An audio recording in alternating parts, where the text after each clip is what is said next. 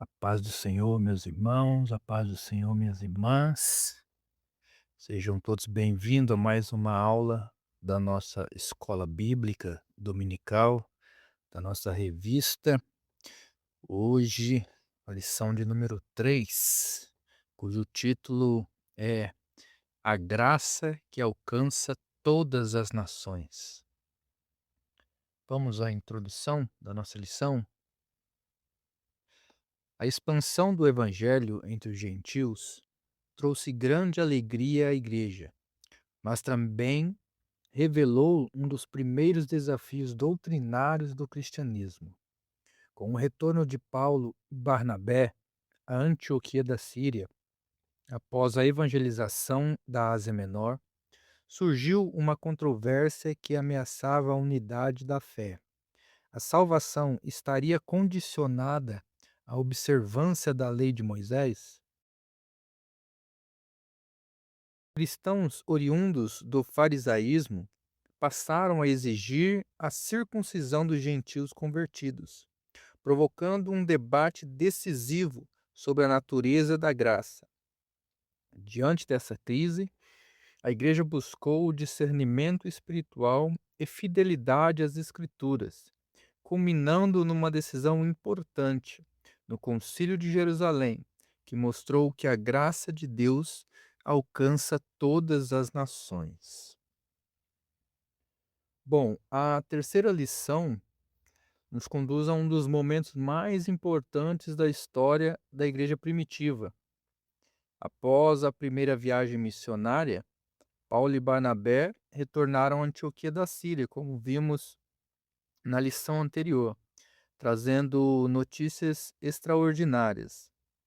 Ou seja, Deus havia aberto a porta da fé aos gentios. Entretanto, o crescimento da igreja entre os não-judeus acabou trazendo consigo uma série de questões doutrinárias. Os gentios precisavam guardar a lei de Moisés para serem salvos ou não? Essa era a dúvida que permeava a cabeça, né, dos cristãos naquele momento.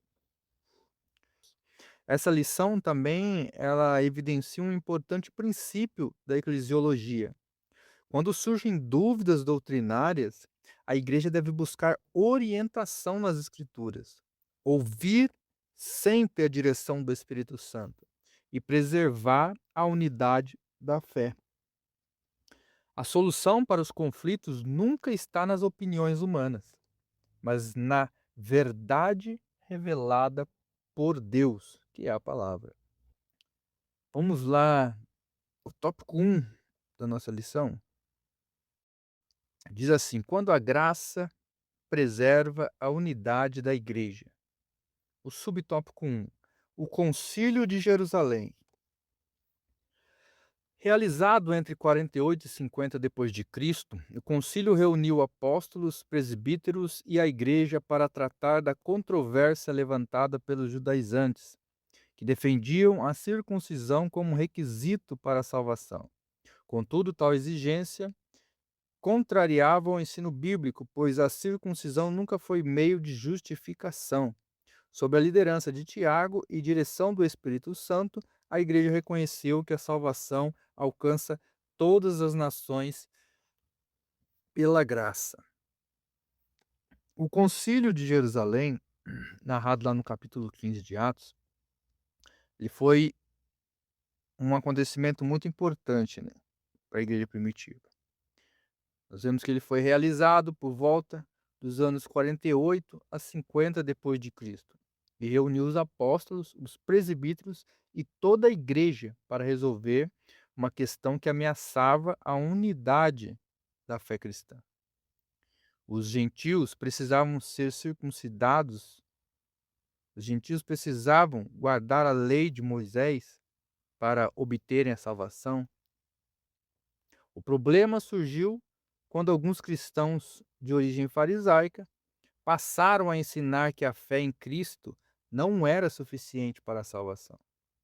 Eles afirmavam que os gentios também deveriam ser circuncidados, sinal da aliança estabelecida com Abraão, lá em Gênesis, no capítulo 17.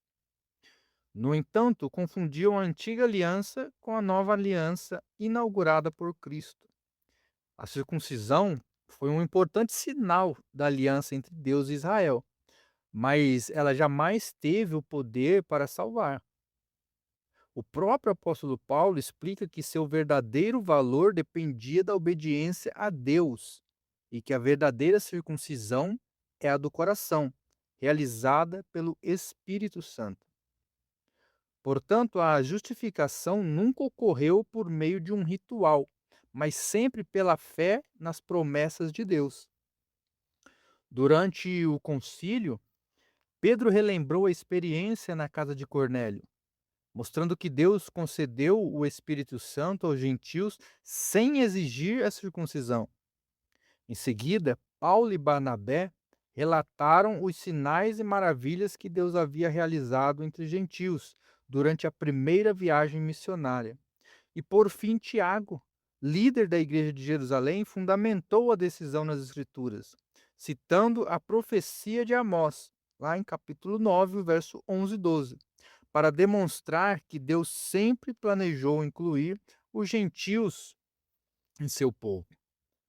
Do ponto de vista da soteriologia, o concílio confirmou uma das maiores verdades do Evangelho. A salvação é pela graça de Deus, mediante a fé em Jesus Cristo, e não pelas obras da lei.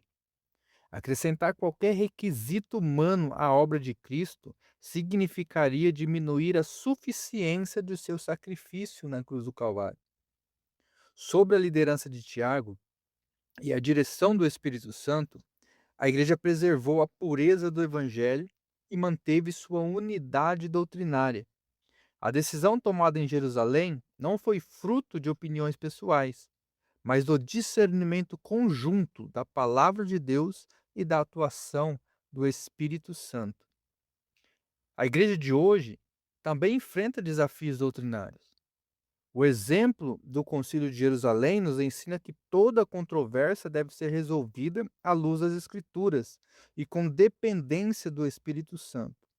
Devemos permanecer firmes na verdade de que a salvação é um presente da graça de Deus e evitar qualquer ensino que substitua ou tenta substituir ou tenta complementar de alguma forma a obra perfeita que Cristo realizou na cruz do Calvário com alguns méritos humanos, né? Então, não podemos, de forma alguma, né, tentar ajudar ou tentar somar ao sacrifício que Cristo já realizou na cruz do Calvário. Ele é mais do que suficiente para nos conceder salvação. E foi pela sua infinita graça. Amém? Vamos ao subtópico 2, o relatório de Pedro. Pedro relembra de sua experiência na casa de Cornélio, mostrando que Deus concedeu o Espírito Santo aos gentios mediante a fé, e não por obras da lei. Sem fazer distinção entre judeus e gentios, Deus purificou seus corações pela fé. Assim, Pedro questiona a imposição do jugo da lei e afirma que todos são salvos pela graça do Senhor Jesus Cristo. Então, após um intenso debate, né, no concílio, que foi realizado em Jerusalém, Pedro tomou a palavra e lembrou aos presentes o que havia acontecido, né, na casa de Cornélio. A conversão de Cornélio, o centurião romano, em Atos 10, Deus havia escolhido Pedro para anunciar o evangelho pela primeira vez a um grupo de gentios. E enquanto ele ainda pregava, o Espírito Santo foi derramado sobre todos os que ouviam a palavra de Deus. Esse fato, ele demonstra claramente que Deus aceitava os gentios sem exigir que eles primeiro se tornassem judeus ou guardassem a lei de Moisés. Pedro enfatizou que Deus não fez distinção entre nós e eles, purificando-lhes o coração pela fé. Atos 15 e versículo 9. Essa declaração revela uma das verdades centrais do Evangelho. Diante de Deus, judeus e gentios são igualmente pecadores e são igualmente salvos pela graça, mediante a fé em Jesus Cristo. O que purifica o coração não é um ritual religioso, mas a obra de Cristo recebida pela fé. Em seguida, Pedro faz uma pergunta que expõe o erro dos judaizantes. Por que tentais a Deus, pondo sobre a cerviz dos discípulos um jugo que nem nossos pais, nem nós podemos suportar? O jugo representa o pesado sistema da lei, que, embora santa e boa, jamais teve o poder para salvar. A lei revelou o pecado e mostrou a necessidade de um Salvador, mas somente Cristo é capaz de justificar o pecador diante de Deus. O ponto culminante do seu discurso está no versículo 11. Mas cremos que seremos salvos pela graça do Senhor Jesus, como eles também.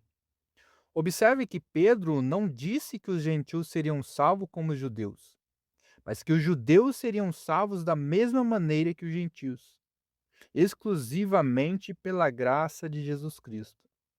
Essa afirmação coloca todos no mesmo nível diante de Deus e elimina qualquer possibilidade de salvação baseada em privilégios, tradições ou méritos pessoais. Do ponto de vista da soteriologia, esse texto confirma que a salvação é inteiramente resultado da graça divina.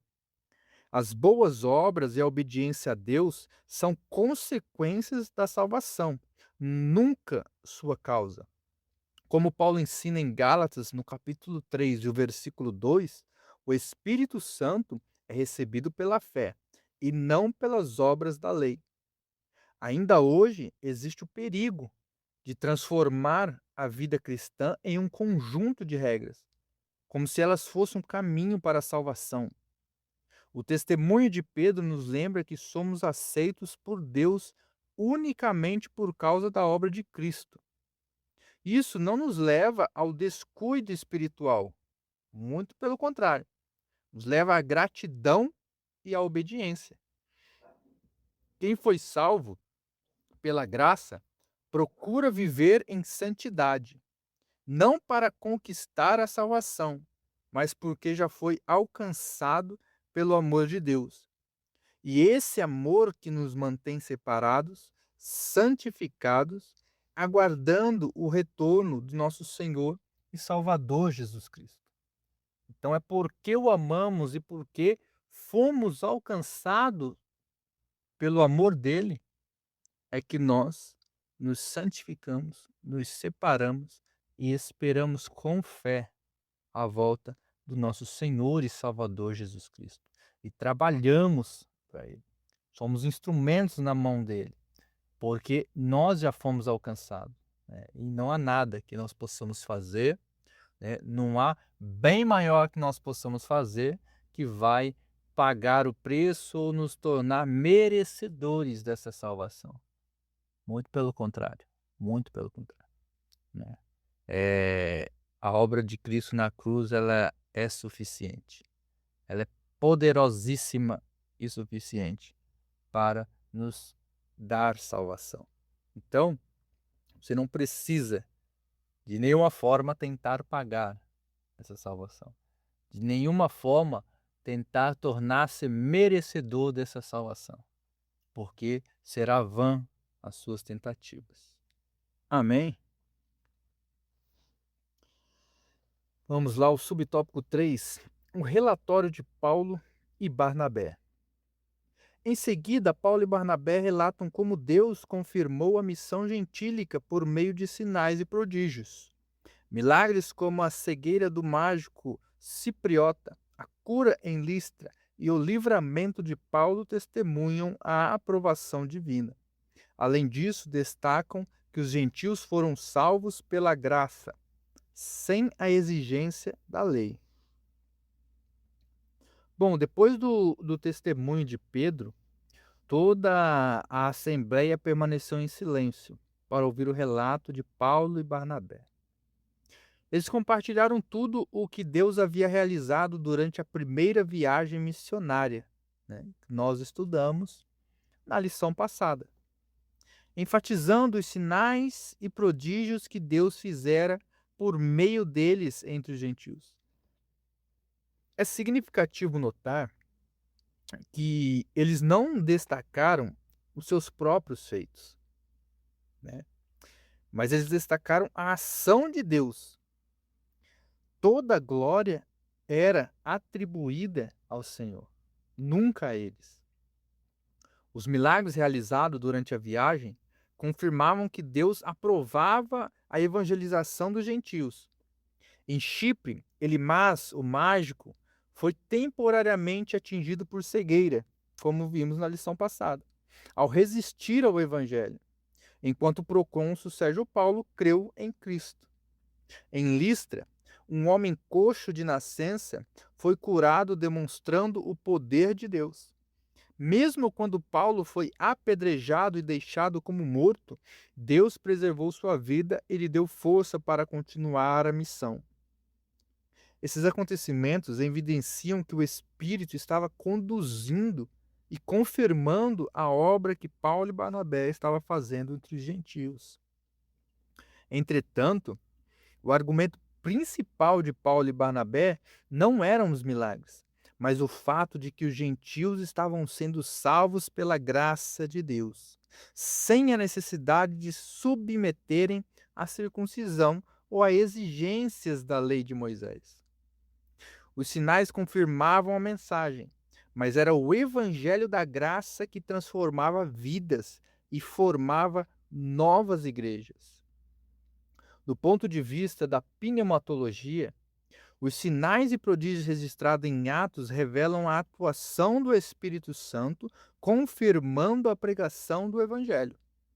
Eles nunca ocuparam o lugar da palavra de Deus, mas serviram para autenticar a mensagem de Cristo e fortalecer a fé dos novos convertidos. A fé cristã está fundamentada na pessoa e na obra de Jesus, e não na busca por manifestações extraordinárias e milagrosas. Além disso, esse relatório reforça uma importante verdade da soteriologia. Deus não faz acepção de pessoas. A salvação é concedida igualmente tanto a judeus como a gentios, exclusivamente pela graça de Deus, mediante a fé em Cristo. Os milagres eram evidências da aprovação divina, mas a base da salvação permanecia sendo o quê? A obra redentora de Jesus. Assim como Paulo e Barnabé, nós devemos testemunhar aquilo que Deus tem feito, sempre reconhecendo que é Ele quem salva, transforma e sustenta a sua amada igreja. Nossa confiança não deve estar em experiências extraordinárias, mas no poder do Evangelho, no poder da palavra. Quando a palavra é anunciada com fidelidade, Deus continua operando, alcançando vidas e confirmando que sua graça permanece aberta a todo aquele que crê. Amém? Vamos lá ao subtópico 4, né? A lição de hoje tem um subtópico a mais no capítulo 1, né? Não é de costume, mas vamos lá. O discurso de Tiago. Tiago, o justo, irmão do Senhor e líder respeitado da igreja, preside o concílio com discernimento espiritual. Após ouvir os testemunhos, reconhece que Deus visitou os gentios para formar dentre eles um povo para o seu nome. Fundamenta sua proposta nas Escrituras, citando Amós. mostrando que a inclusão dos gentios já fazia parte do plano redentor. Assim, afirma que a missão gentílica não contradiz a revelação, mas a cumpre. O concílio decide não impor a lei mosaica aos gentios, recomendando apenas a abstinência de prática que comprometeriam a comunhão, idolatria, imoralidade sexual, carne sufocada e sangue. A decisão é comunicada por carta às igrejas gentílicas, enviada com Paulo e Barnabé, Judas e Silas, reafirmando a direção do Espírito Santo e trazendo consolo à unidade.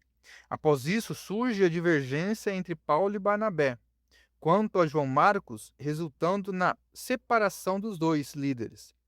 Ainda assim, a obra missionária prossegue e Marcos é posteriormente restaurado.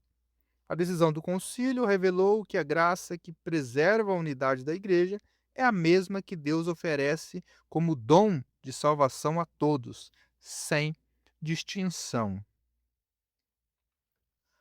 Bom, então após o concílio ouvirem, a Pedro, Paulo e Barnabé, Tiago, irmão do Senhor Jesus e líder da igreja de Jerusalém, tomou a palavra para apresentar a conclusão do concílio. Seu discurso foi decisivo, porque uniu os testemunhos dos apóstolos com a autoridade das Escrituras. Isso demonstra que as experiências espirituais precisam estar em perfeita harmonia com a palavra de Deus. Tiago recordou que Deus havia visitado os gentios para formar um povo para o seu nome. Em seguida, citou Amós, mostrando que a inclusão dos gentios fazia parte do plano divino desde o Antigo Testamento. Assim, a conversão dos gentios não era uma novidade que contrariava as Escrituras, mas o cumprimento das promessas feitas pelos profetas. Deus sempre desejou salvar pessoas de todas as nações por meio do Messias. Com base nessa compreensão, Tiago concluiu que não se deveria impor aos gentios o jugo da lei de Moisés, um jugo que nem eles mesmos eram capazes de levar. Entretanto, recomendou que eles se abstivessem de 4 práticas: a idolatria, a imoralidade sexual, carne de animais sufocados e sangue.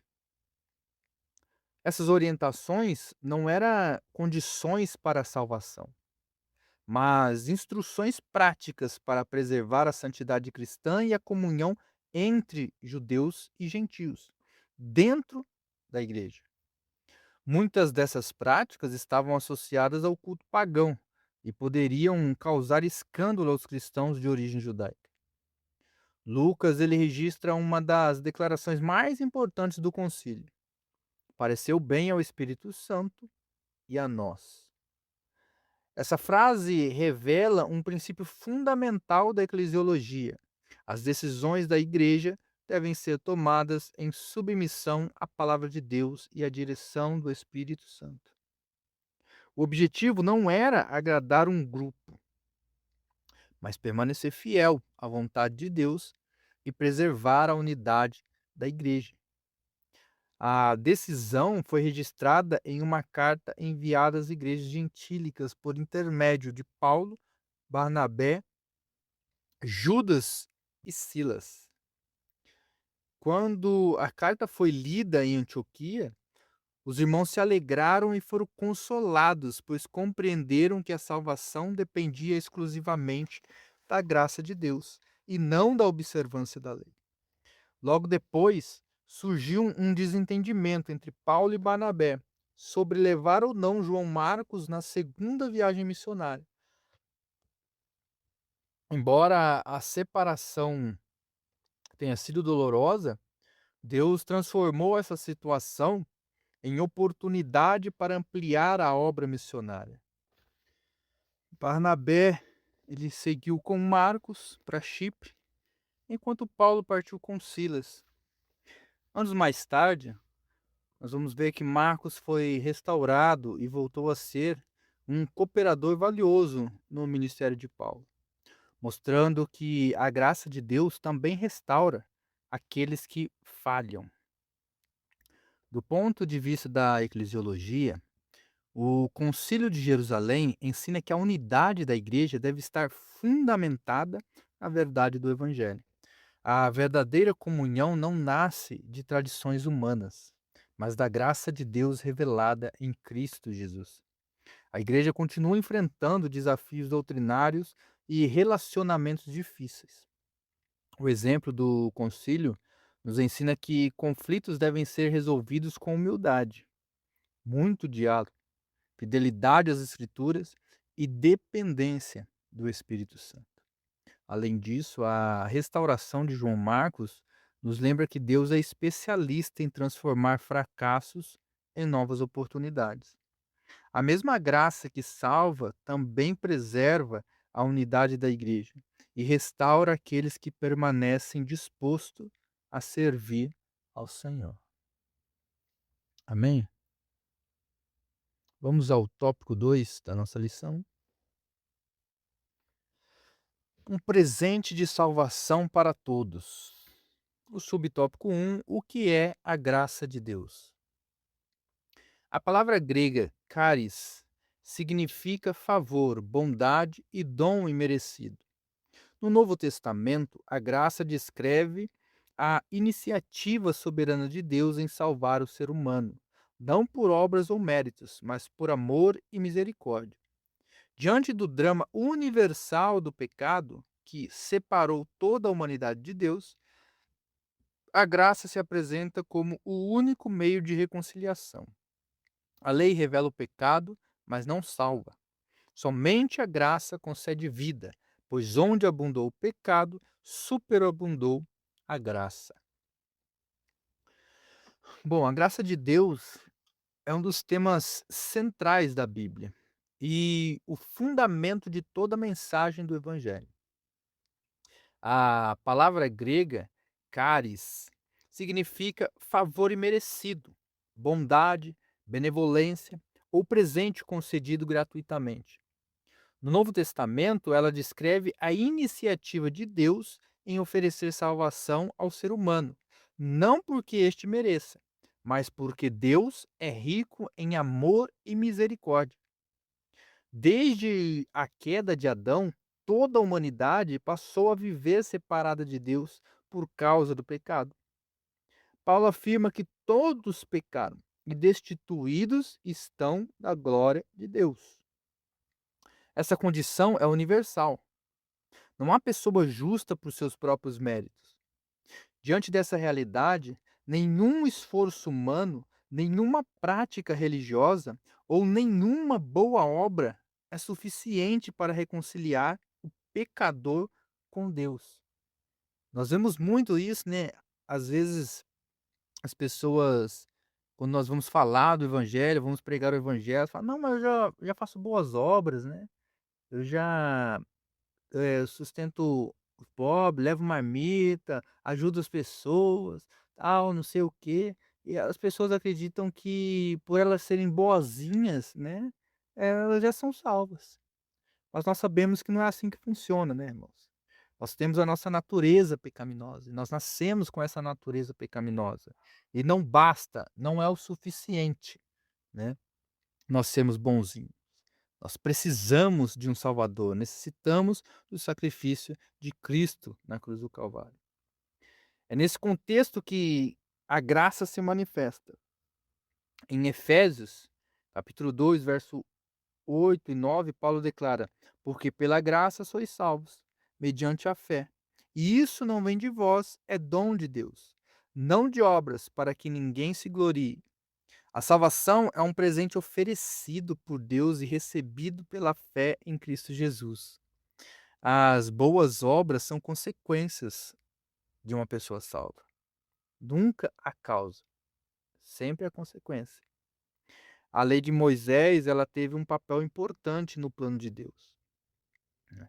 Serviu para apontar o pecado, para mostrar o que viria no futuro, né? Para ali apresentar o cordeiro que viria morrer por toda a humanidade, né, mas a sua função era essa: revelar o pecado e mostrar a necessidade do Salvador, não salvar propriamente. Ela não possuía o poder de justificar ninguém. Somente a graça manifestada em Cristo pode perdoar os pecados, regenerar o coração e conceder a vida eterna a uma pessoa. Por isso, Paulo ele afirma em Romanos, no capítulo 5, verso 20, que onde abundou o pecado, superabundou a graça de Deus. Isso significa que a graça de Deus é maior do que a culpa do ser humano e suficiente para salvar todo aquele que crê. Do ponto de vista da soteriologia, a graça é o fundamento da salvação. Deus toma a iniciativa, Cristo realiza a obra redentora na cruz e o Espírito Santo aplica essa obra ao coração do pecador, convencendo-o do seu pecado e conduzindo à fé. Toda a Trindade participa da obra da salvação, que é inteiramente fruto dessa graça divina. Compreender a graça de Deus nos leva, né, à humildade e à gratidão.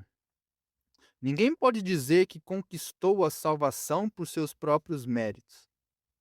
Todos dependemos da misericórdia de Deus revelada em Jesus.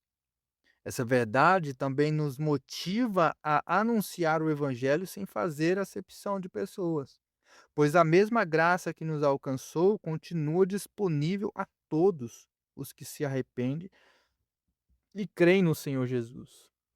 Infelizmente, tem pessoas que vêm para o Evangelho, estão em Cristo e por N motivos, né, se acham superiores ou que estão acima daqueles que ainda não encontraram, não tiveram um encontro com essa maravilhosa graça. Mas nós não podemos pensar assim, né? Essa graça, ela é para todos, todos, todos os pecadores, né? E quando o pecador ele encontra com essa graça e se abre a essa graça salvadora, ele também pode ser transformado assim como eu fui, assim como você foi. Amém? Vamos lá, o subtópico 2. Jesus Cristo como a manifestação da graça. A graça alcança sua plena expressão na pessoa e na obra de Jesus Cristo. Por amor, ele se fez pobre para nos enriquecer espiritualmente. Em Cristo, a graça não apenas perdoa, mas justifica e transforma, conduzindo o crente a uma vida santa e piedosa. Sua morte substitutiva e ressurreição garantem redenção, perdão e nova vida àqueles que creem. Bom, a graça de Deus, ela não é apenas um conceito da teologia, mas é uma realidade revelada plenamente na pessoa de Jesus. João, ele afirma o seguinte: a lei foi dada por intermédio de Moisés. A graça e a verdade vieram por meio de Jesus Cristo. Em João, no capítulo 1, verso 17. Isso não significa que não houvesse graça no Antigo Testamento, mas que ela alcançou a sua expressão máxima na encarnação, morte e ressurreição do Filho de Deus. A salvação, ela é retroativa. Ao morrer na cruz, a salvação não alcança somente o momento presente. Ela alcança o passado, alcança o presente e alcança o futuro, ou seja, nos alcançou. Ou seja, as pessoas anteriores à cruz já eram salvas pelo ato que Jesus ainda iria realizar na cruz, pois já havia sido determinado antes da fundação do mundo. Tamanho o poder da obra regeneradora da cruz, né? Da obra de Cristo na cruz do Calvário. Ao tornar-se homem, Jesus revelou o imenso amor de Deus pela humanidade. Paulo declara que, sendo rico, por amor de vós se fez pobre, para que pela sua pobreza vos tornasseis ricos. Tá lá em 2 Coríntios capítulo 8, versículo 9.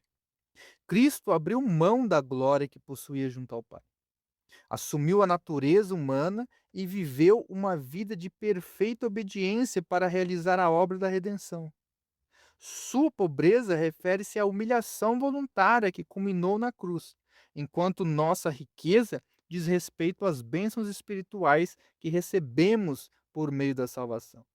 Na cruz, Jesus realizou a obra substitutiva da redenção. Ele tomou sobre si a culpa, que era nossa, e sofreu a penalidade do pecado em nosso lugar. Por isso, Paulo afirma que somos justificados gratuitamente pela sua graça, mediante a redenção que há em Cristo Jesus. Lá em Romanos, capítulo 3, o versículo 24. A justificação é um ato de Deus pelo qual o pecador é declarado justo, não por seus méritos, mas por causa da justiça de Cristo que lhe é atribuída mediante a fé. Ou seja, quando Deus olha para nós, ele não vê os nossos pecados mais. Ele vê o sangue de Cristo, o sacrifício de Cristo que foi realizado ali na cruz do Calvário. Entretanto, a graça não apenas perdoa, ela também transforma. Tito vai ensinar que a graça de Deus se manifestou salvadora a todos os homens, educando-nos para que, renegadas a impiedade e as paixões mundanas, possamos viver no presente século de forma sensata, justa e piedosa. Isso significa que a graça produz uma nova maneira de viver. Ela não é uma licença para o pecado, mas o poder de Deus que conduz o crente à santificação, né? Então, nós podemos ver que essa história de aceitou Jesus, que é crente, mas não foi transformado, isso não existe. Não existe salvação sem transformação. Quando uma pessoa encontra com a graça de Cristo, ela é transformada. Não tem como, é impossível não haver mudança na vida de uma pessoa que encontrou com Jesus Cristo. Do ponto de vista da cristologia, Jesus é a perfeita manifestação da graça divina. Nele encontramos o amor, a justiça e a misericórdia de Deus em perfeita harmonia. Sua morte garante o perdão dos pecados e sua ressurreição assegura a vitória sobre a morte. E a esperança da vida eterna para todos nós, todos nós. Todos nós estamos crendo e esperando o seu retorno. Olhar para Cristo é contemplar a maior demonstração da graça de Deus. A salvação não depende do que nós fazemos, mas somente do que Jesus fez. Somente do que Jesus realizou na cruz. Essa verdade deve produzir em cada pessoa profunda gratidão e o desejo cotidiano de viver em santidade. Porque quem foi alcançado pela graça de Cristo procura refletir o seu caráter todos os dias, demonstrando amor, misericórdia e obediência ao Senhor em todas as áreas da vida, para que cada dia mais nós possamos estar espelhando, refletindo mais a Cristo e menos nós. Mais de Cristo e menos de nós. E esse é a trajetória, né, de todo cristão. Nós estamos aqui para refletir a Cristo. Todos os nossos atos, todo o nosso caminhar, andar, pensar e falar e agir devem refletir a Cristo. As pessoas devem olhar para nós e ver Cristo. E nós temos que refletir a respeito disso. Será que as coisas que eu estou fazendo, falando, pensando, a forma como eu estou agindo, está refletindo o meu Criador, está refletindo a Cristo, a graça que me alcançou, né? Isso é interessante de nós estarmos refletindo para que nós possamos ser melhor que ontem e amanhã melhor do que hoje. Amém? Vamos ao subtópico 3. A graça é para todos os povos, sem exceção. O Concílio de Jerusalém confirmou que a salvação não exige a observância da lei mosaica, sendo oferecida igualmente a judeus e gentios pela graça, mediante a fé. Em Cristo, não há barreiras étnicas, culturais ou religiosas. Todo aquele que invoca o nome do Senhor será salvo. Essa graça universal deve ser recebida pela fé em Jesus Cristo, o único Salvador. Diante dessa graça tão ampla e suficiente, somos chamados não apenas a recebê-la, mas a viver sob o seu governo. A graça que salva também ensina, corrige e fortalece. Quem foi alcançado por ela responde com gratidão, fé, perseverança e uma vida que glorifica a Deus em obediência e amor. O Concílio de Jerusalém estabeleceu uma verdade que permanece como fundamento do Evangelho até hoje, né? A salvação não depende da observância da lei de Moisés, mas da graça de Deus, recebida mediante a fé em Jesus Cristo, assim como nós já vimos até aqui. Essa decisão preservou a pureza da mensagem cristã e confirmou que judeus e gentios são salvos da mesma maneira, sem qualquer distinção. A morte e a ressurreição de Cristo derrubaram as barreiras que separavam os povos. Em Jesus não há privilégio baseado em nacionalidade, ou cultura, ou tradição religiosa. Como declara Paulo, todo aquele que invocar o nome do Senhor será salvo. A expressão todo aquele revela o caráter universal do convite do Evangelho. A salvação é oferecida a todas as pessoas, mas deve ser recebida por meio da fé em Cristo. Essa verdade é reafirmada em Efésios, no capítulo 2, verso 8 e 9, onde Paulo ensina que somos salvos pela graça mediante a fé. E em Tito, no capítulo 3, no verso 4 ao 7, que destaca que Deus nos salvou não por obras de justiça praticadas por nós, mas segundo sua misericórdia, mediante a regeneração e a renovação do Espírito Santo. Do ponto de vista da soteriologia, a graça possui um alcance universal, mas sua eficácia ela é pessoal. Cristo morreu por toda a humanidade e o convite da salvação é dirigido a todos. Contudo, cada pessoa precisa responder ao chamado do Evangelho com arrependimento e fé. Deus oferece salvação gratuitamente, mas não impõe. Ele convida cada ser humano a crer em seu Filho. Quem nunca ouviu, né? Salvação é individual, né? Sempre ouvi isso quando criança. Entretanto, a graça não atua apenas no momento da conversão.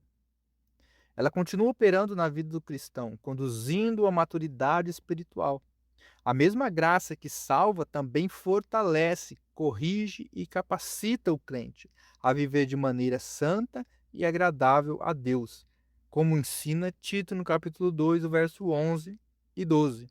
A graça educa o cristão a renunciar ao pecado e viver com justiça, piedade e esperança. Receber a graça de Deus significa muito mais do que aceitar o perdão dos pecados. Significa viver diariamente sob o senhorio de Cristo. Quem foi alcançado pela graça responde com gratidão, perseverança e obediência. Além disso, devemos anunciar esse evangelho a todos, sem distinção, pois a salvação continua disponível para todo aquele que invocar com fé o nome do Senhor Jesus Cristo. E foi essa tarefa que ele nos deixou, né? Passar essa mensagem adiante, falar desse amor que nos alcançou. Amém, meus irmãos?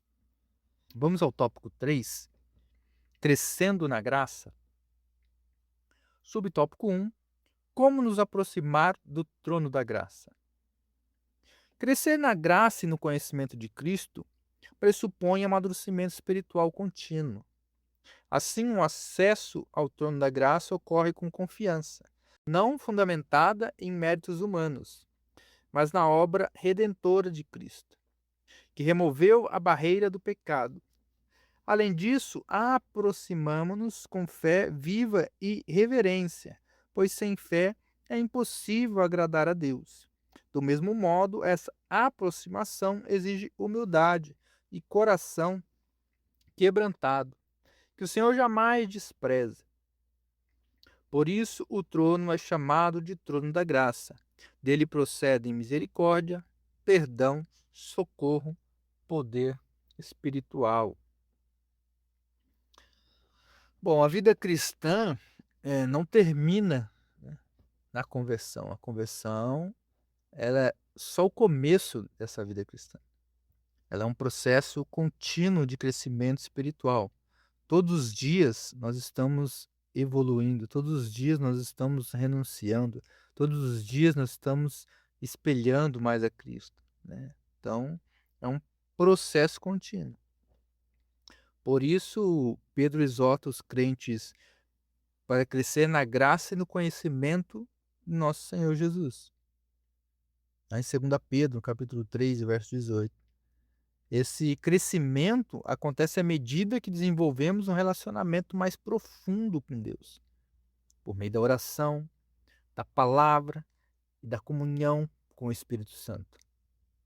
O autor de Hebreus nos convida a chegar, pois, com confiança ao trono da graça. Hebreus 4,16.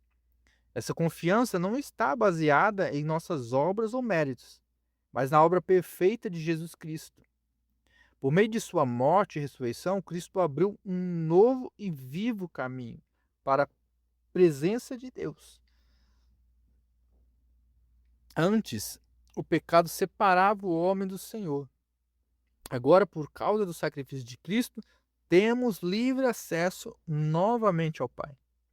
Do ponto de vista da cristologia, Jesus é o nosso sumo sacerdote. Diferentemente dos sacerdotes do Antigo Testamento, que ofereciam sacrifícios repetidamente, Cristo ofereceu a si mesmo uma única vez, realizando uma obra perfeita e completamente definitiva. Por isso, ele pode interceder continuamente por nós diante do Pai, e somente ele pode interceder ao Pai. Entretanto, aproximar-se do trono da graça exige uma atitude correta do coração. A Bíblia ensina que devemos nos chegar com fé, pois sem fé é impossível agradar a Deus. Também devemos fazê-lo com humildade e arrependimento, reconhecendo nossa total dependência do Senhor. O salmista, ele declara lá nos Salmos de número 51 e o verso 17: Coração quebrantado e contrito não desprezarás, ó Deus. Deus ele não recebe quem confia em si mesmo, mas acolhe aquele que reconhece sua necessidade da sua graça. Aquele que reconhece que não é capaz de seguir sozinho, pelas suas próprias forças. O autor de Hebreus chama esse lugar de trono da graça, porque é dali que Deus concede aquilo que seus filhos necessitam. O texto afirma que, ao nos aproximarmos, recebemos misericórdia para o perdão dos nossos pecados e encontramos graça para sermos socorridos no momento oportuno.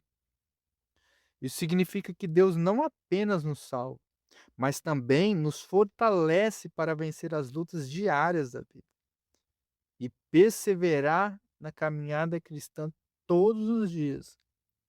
Porque a vida cristã, a caminhada cristã é de altos e baixos, né? É de lutas, é de vitória em vitória, né? Não é um campo florido, reto, limpo, contínuo. Não. Peleja, é luta para alcançar, né, a coroa da vida. Crescer na graça significa viver em constante dependência de Deus.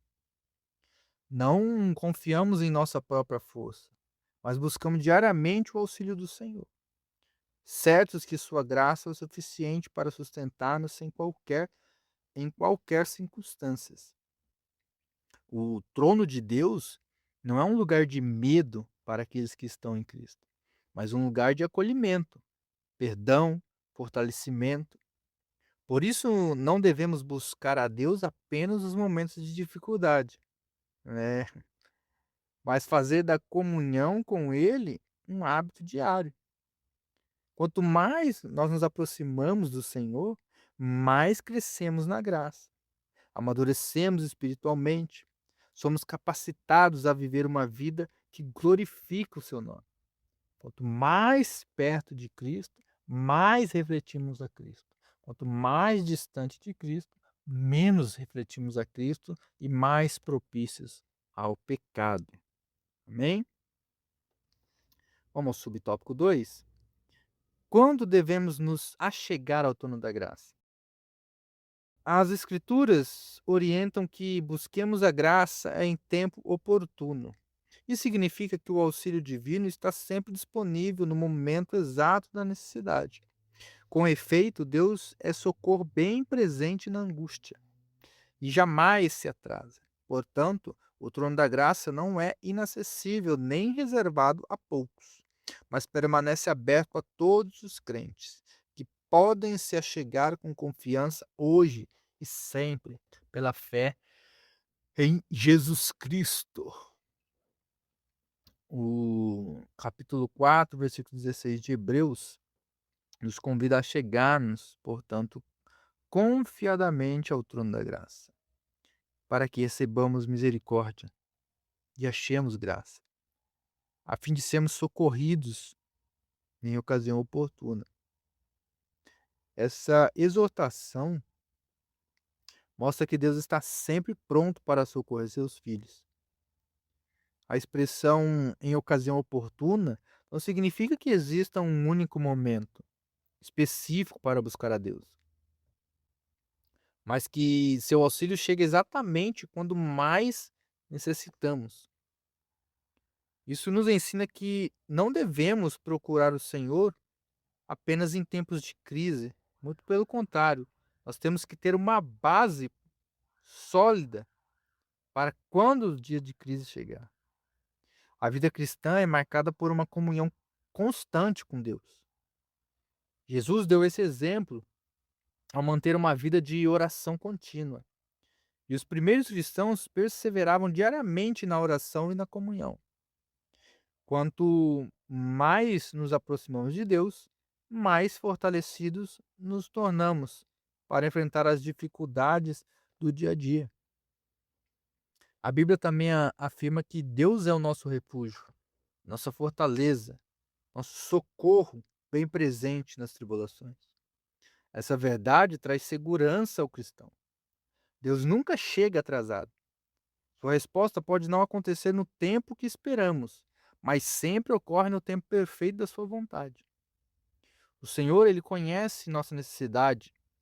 Antes mesmo de nós colocarmos diante dele, ele já conhece. E age com sabedoria e amor em nosso favor. Deus governa todas as coisas e cuida de seus filhos em cada circunstância. Por isso, o trono da graça permanece permanentemente aberto aos que pertencem a Cristo. Diferentemente do Antigo Testamento, quando apenas o sumo sacerdote entrava no Santo dos Santos uma vez por ano, hoje todos os crentes têm livre acesso à presença de Deus. Isso por meio do sacrifício de Cristo na cruz do Calvário. Essa confiança, porém, não deve ser confundida com irreverência. Aproximamo-nos de Deus com liberdade, mas também com respeito, humildade e fé, reconhecendo sua santidade e nossa dependência da sua graça. Hoje muitas pessoas esquecem que Deus também é justiça. Ele é amor, sim, mas também é justiça.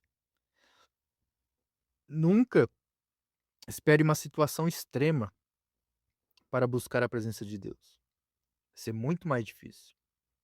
O trono da graça está aberto todos os dias para aqueles que desejam andar em comunhão com o Senhor. Em momentos de alegria, aproveite para agradecer a Deus pelo que Ele já tem feito, está fazendo na sua vida. Em tempos de dúvida, busque direção ao Senhor. Tudo na sua vida. O cristão deve perguntar ao Senhor, ou colocar nas mãos do Senhor, ou buscar a direção do Senhor para tudo que Ele vai fazer. Né? Não tome decisões por sua conta própria sem apresentar antes ao Senhor. Busque direção de Deus. Nas provações, encontre consolo nele. Encontre força nele. Né? Ore, dobre seus joelhos. Peça para que ele te fortaleça, para que ele te dê condições de passar por essa fase ruim, por esse momento difícil. Quem aprende a viver, né, perto de Deus todos os dias, experimenta diariamente sua misericórdia. Diariamente o seu cuidado. E o socorro que nunca falha, nunca falhou e nunca falhará. Vamos lá ao subtópico 3, para encerrarmos aqui mais uma lição. O que recebemos ao nos achegarmos ao trono da graça? O que nós recebemos? Ao nos aproximarmos de Deus, recebemos misericórdia, perdão, fortalecimento espiritual e capacitação para viver segundo a sua vontade.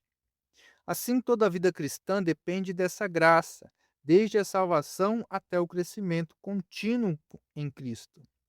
Além disso, Deus comunica sua graça por meios espirituais ordenados.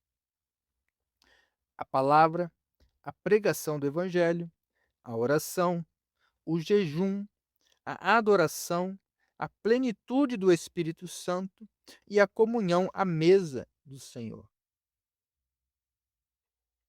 A promessa de Hebreus 4,16 revela que Deus não apenas perdoa nossos pecados, mas também nos fortalece para vivermos de acordo com a sua vontade.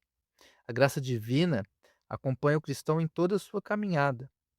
Ela nos alcança na conversão, nos sustenta na santificação e nos conduz até a glorificação.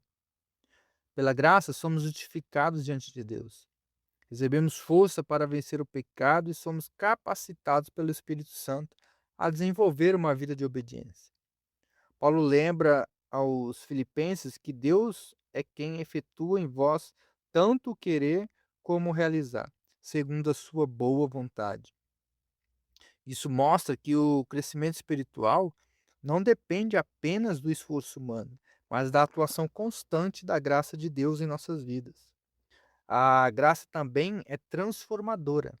Tito ensina que ela nos educa a renunciar à impiedade e às paixões mundanas, conduzindo-nos a uma vida sensata, justa e piedosa. Por isso, Pedro exorta os cristãos a crescer na graça e no conhecimento de nosso Senhor e Salvador Jesus Cristo. A vida cristã é um processo contínuo de amadurecimento, sustentado pela graça divina. Deus fortalece seus filhos por meio dos chamados meio de graça, instrumentos espirituais que alimentam nossa fé. A palavra de Deus nos ajuda, nos instrui e conduz à maturidade. A pregação do Evangelho fortalece a nossa fé. A oração nos mantém em comunhão com Deus e nos leva ao trono da graça. O jejum aprofunda nossa dependência ao Senhor. A adoração enche o coração da presença de Deus. A plenitude do Espírito Santo nos capacita para uma vida santa e um serviço eficaz. E a comunhão da igreja expressa também na ceia do Senhor. Fortalece a unidade e mantém viva a memória da obra redentora de Cristo. Né? Então, toda vez que nós ceiamos, nós lemos o texto, né? Fazer isso em memória de mim. Do ponto de vista da pneumatologia, é o Espírito Santo quem aplica essa graça diariamente ao coração do crente. Ele consola, ele fortalece, ele convence do pecado, ilumina as Escrituras e capacita o cristão para perseverar até o fim. O trono da graça está aberto. Né? todos os dias para os filhos de Deus. Não precisamos viver tentando vencer as lutas apenas com nossas próprias forças. Quando buscamos ao Senhor por meio da palavra, da oração, da comunhão e da direção do Espírito Santo, encontramos o perdão para nossas falhas, força para vencer as tentações e graça suficiente para permanecer fiéis até a volta de Cristo. Como declarou Paulo, a minha graça te basta, porque o meu poder se aperfeiçoa na fraqueza. Glória a Deus. É. Vamos lá à nossa conclusão. O Concílio de Jerusalém representou um momento decisivo na história da igreja primitiva. Diante de uma das primeiras grandes controvérsias doutrinárias, os apóstolos e presbíteros, guiados pelo Espírito Santo e fundamentados nas Escrituras, reafirmaram que a salvação é concedida exclusivamente pela graça de Deus, mediante a fé em Jesus Cristo e não pela obediência da lei de Moisés. Essa decisão preservou a pureza do Evangelho e confirmou que a mensagem da salvação é destinada a todas as pessoas, independente de sua origem, cultura ou nacionalidade. Ao mesmo tempo, o concílio demonstrou como a igreja deve lidar com questões doutrinárias. Em vez de agir movida por opiniões pessoais ou tradições humanas, buscou a direção do Espírito Santo, examinou as Escrituras e promoveu o diálogo entre seus líderes. Assim, preservou tanto a verdade do Evangelho quanto a unidade da igreja. Essa lição ela continua extremamente atual. Em nossos dias também surgem ensinos que procuram acrescentar exigências humanas à obra perfeita de Cristo. Nós vemos muito disso. O exemplo do Concílio de Jerusalém nos ensina que a igreja deve permanecer firme na palavra de Deus, anunciar a salvação pela graça e cumprir sua missão de proclamar o evangelho a todas as nações, conforme a ordem de Jesus em Mateus no capítulo 28. A graça que nos salvou é a mesma graça que nos sustenta e nos envia ao mundo. Como igreja, somos chamados a defender a verdade do Evangelho com amor, humildade, fidelidade às Escrituras. Que jamais coloquemos obstáculos onde Deus abriu o caminho da salvação. Pelo contrário, anunciemos com convicção que em Cristo todo aquele que crê recebe gratuitamente o perdão dos pecados e a vida eterna, pois a graça de Deus continua alcançando todas as nações. Amém? Glória a Deus por mais uma aula. Que Deus continue abençoando a sua vida, te dando sabedoria e entendimento da palavra dele, né? Se você deseja usar esse slide, né, também na sua ministração, na sua igreja, aí na ministração desta lição, você pode estar entrando em contato com a gente pelas nossas redes sociais. Estamos no TikTok, estamos no Instagram, estamos aqui também no YouTube. Entre em contato com a gente lá no Instagram e você pode estar adquirindo esses slides para estar ministrando a sua aula. Deus abençoe e nos vemos na próxima aula, se assim Deus nos permitir.